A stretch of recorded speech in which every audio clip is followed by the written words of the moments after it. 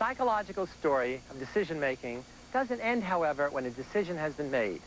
The act of making a decision can trigger a flood of other processes. According to psychologist Leon Festinger, whenever we choose to do something that conflicts with our prior beliefs, feelings, or values, a state of cognitive dissonance is created in us, a tension between what we think and what we do. When this tension makes us uncomfortable enough, we're motivated to reduce it in a number of ways. We may change the way we think about the decision, or try to change how others think about it so that they can support our decision. Or we may change some aspect of our behavior so that our decision seems more in character with us. In other words, we try to reduce the dissonance between how we think we should act and how we actually act by changing one or the other. In the mid-50s, Leon Festinger and his colleague Merrill Carlsmith conducted a classic experiment in which students were engaged in very boring tasks. The students were then given a request by one of Festinger's staff. Okay, that's fine. Let me tell you now what we're actually studying here. It's the effect of preparatory mental set on performance.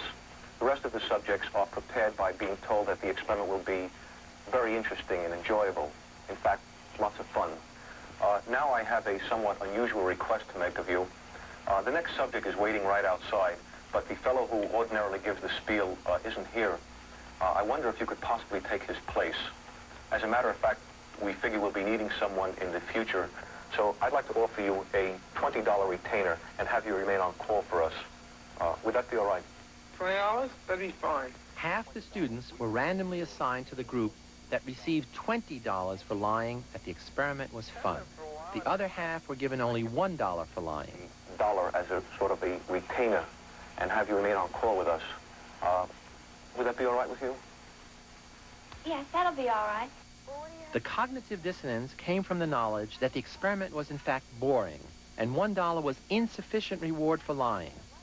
Many of the $1 subjects actually convinced themselves that the experiment was fun after they made their decision, to reduce the dissonance between their prior beliefs and their behavior. They came to believe a big lie for a small incentive. To a girlfriend of mine who participated in an experiment last week, and she said it was very tedious. Oh, I don't think that was the same experiment because this one wasn't boring at all. I didn't think so. The $20 subjects, on the other hand, felt no dissonance because they felt comfortable in lying just for the money. He said it was pretty miserable and that I should do everything I could to get out of it. Well, I think maybe your friend was wrong. Perhaps it's a different experiment because this was a lot of fun. It appeared to me as if it were a puzzle. We had to turn these knobs, and I tried to figure out what we were doing it for, but I really couldn't figure it out. Perhaps you'll have better luck. Other theories might predict that the man who is paid most would have the highest motivation for enthusing over the dull task and would be most sold on it himself. Cognitive dissonance theory leads to an exactly opposite prediction. The man who is paid $20 knows that the task is dull, but he also knows that he had sufficient justification for saying that it wasn't. Did you enjoy working on the manual test? Well, it really wasn't too enjoyable. In fact, it was rather boring. How about the man who is paid $1? He knows the task is dull, but he has two discrepant thoughts. He also knows that he did not have sufficient justification for saying that it wasn't. For him, there is dissonance.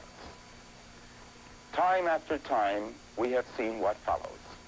He reduces the dissonance by changing his opinion about the dullness of the task. Did you enjoy working on the manual task? Yes, I enjoyed it.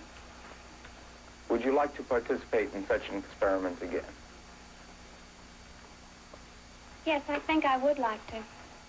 Anytime there is insufficient reward, there will be dissonance. The general principle seems to be that people come to believe in and to love the things they have to suffer for. By discovering how people actually behave and not how some theory says they ought to behave, psychology can provide guidelines to help us catch ourselves before we go astray, or redirect us once we do, if we follow them.